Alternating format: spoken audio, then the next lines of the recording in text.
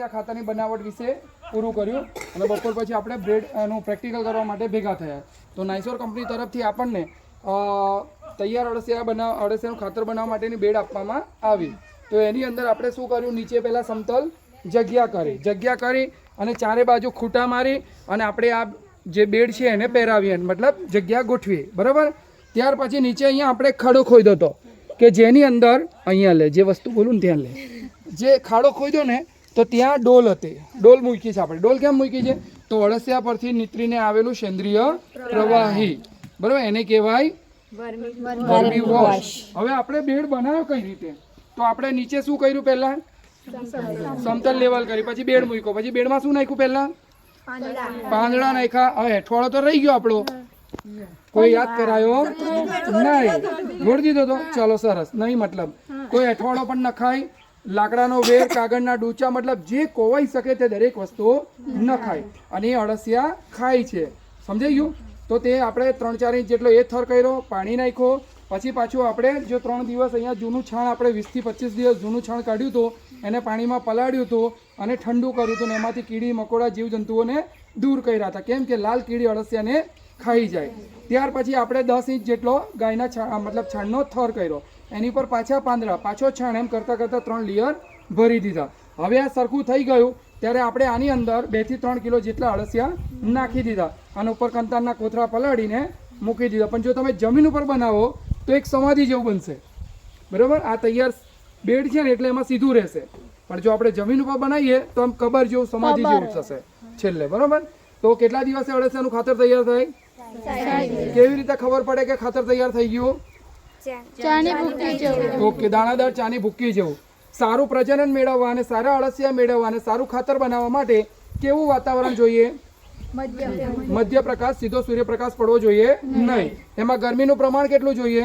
20 થી 30 degree Celsius. અને ભેજનું પ્રમાણ 40 થી 60%.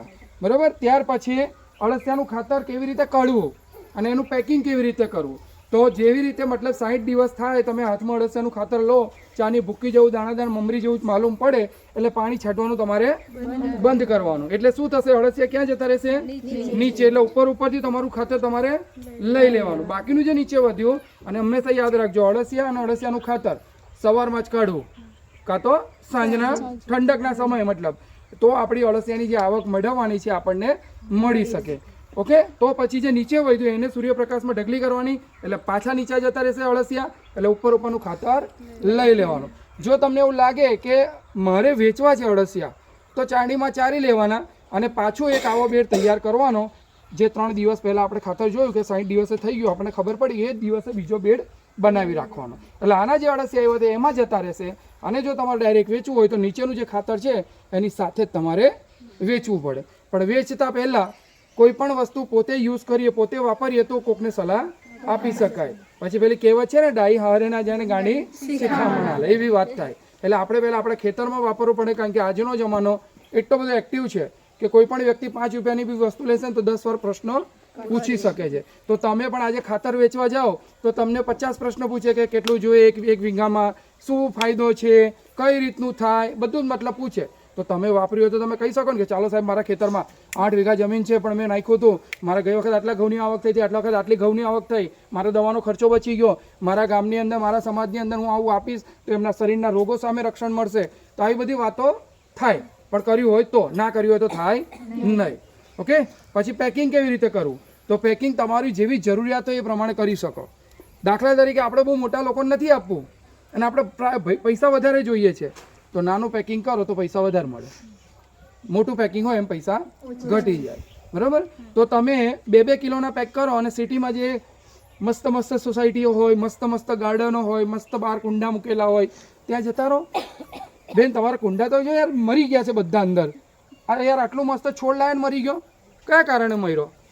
તો પછી કહેવાય કે તમે જો આ ખાતર નાખશો ને તો તમારો હતું એવું થઈ જશે. ખાલી 50 રૂપિયા છે બેનો, 50 રૂપિયા હું તમારા માટે, અને અમારા જેવા લોકોને રોજી પણ મળશે તો ભગવાન બી તમને વધારે આપશે. કમાવા માટે કંઈ પણ બોલવું પડે ને આપણે ખોટું તો કરવાના નથી. સારી જ વસ્તુ આપીએ છીએ, પણ સારી અત્યારનો જમાનો છે કે દૂધ વેચવા જવું પડે છે અને પેલું લેવા જાય છે. આ જમાનો છે એટલે સારી વસ્તુ તમારે સામેથી વેચવા જવી પડશે. ખરાબ વસ્તુ વેચવાની જરૂર નથી.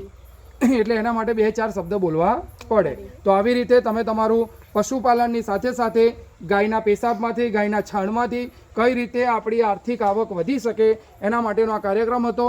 અને તમારા સર્વનું સારું પરિવાર અત્યારે ચાલતું પણ હશે, પણ આગળનો જમાનો કેવો છે કોઈએ જોયો નથી. તો કેમ કરીને આપણા ઘરની આર્થિક સ્થિતિ સુધરે, આપણા બાળકોને સારું એજ્યુકેશન મળે, આપણા ઘરડા પરિવારને આપણે મદદ કરી શકીએ, તો એના માટે ઘર બેઠા બીજે નોકરી ગોતવીને બીજાની ગુલામી કરવી એના કરતાં આપણે ત્યાં 4 જાનવર રાખી અને આપણા ઘરની દેખરેખ રાખી, આપણા પરિવારની દેખરેખ રાખીને આપણે સારું આપણું જીવન જીવી શકીએ છીએ. તો અહીંયા આપણો કાર્યક્રમ પૂર્ણ થાય છે. ગોળ